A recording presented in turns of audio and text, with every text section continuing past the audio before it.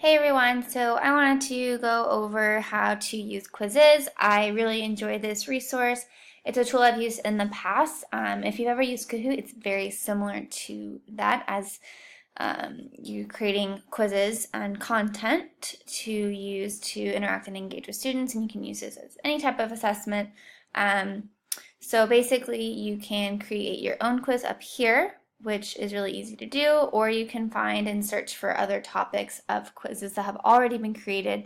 So they've got popular quizzes throughout here that have been used by other users, or you just go through, type what you're looking for, search by subject.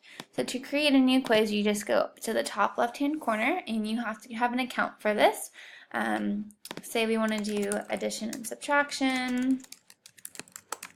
You can customize it, adding a photo for a title, select the language that you want to use, create your quiz, and then you can create your questions here or find existing questions. So when you create your own question, you can just type it in up top, select your answers, and the process continues as that. So I want to quickly show you how it works with an existing quiz. So this is one that I've used in the past for a lesson for second grade classroom. So let's see. Go ahead and play it.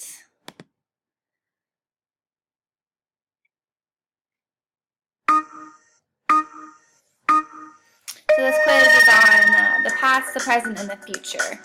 So the subject and the question titles are something that I'm familiar with because I created it for a specific lesson.